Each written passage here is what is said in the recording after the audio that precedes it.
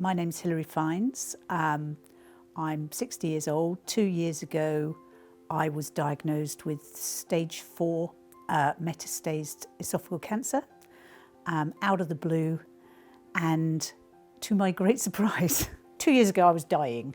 You know, I was never going to live to this long. I was never going to do this, etc. This would never happen. Whereas here I am 2 years on. So I've said to a number of my friends, "Oh, this will be the last time I see you."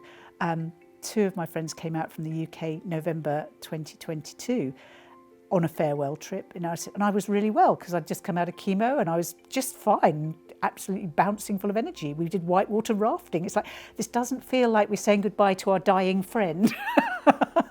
I'm sorry about that. I went to my doctor in December, just before Christmas, because I thought, this is a bit funny, I'm not really ill. And I said, look, I'm having difficulty swallowing. And he said, oh, I'll give you these pills, they'll sort you out. And nothing happened. There was no change at all. Went to my GP. He said, how's the omeprazole helping? And I said, it doesn't do a thing. And he said, oh, that's a bit odd. It should have sorted it out by now. And he said, I think I'll send you for endoscopy. I waited 2 months for the actual endoscopy to take place because there's a long waiting list.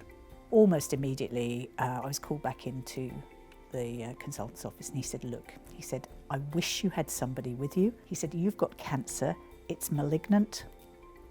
What? I've got cancer?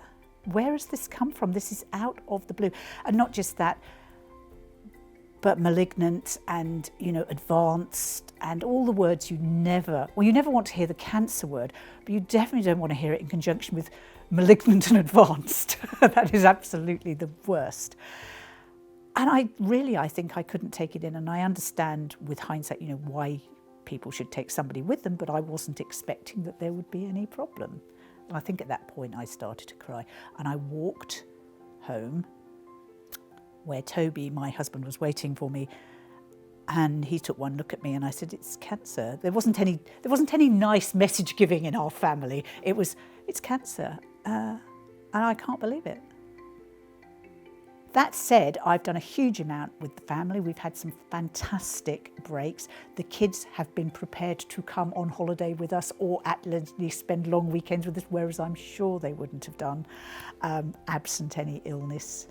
Every day is just a blessing, and I talk to my children more than I probably would, and they talk to me, and we are more honest as a family with each other. I think we have had to be. If you feel that there is something not right, and even if you have no reason to believe that you've got a family propensity or whatever to cancer or anything else, get it checked out. It's not worth the risk. And and I'm guilty, if the tablets or whatever aren't working, go back, be tenacious. You are the only person who will fight your cause. If you think there's something wrong, please, please do it for yourself. Don't do it for your family, don't do it for anybody, and don't feel you're clogging up the system.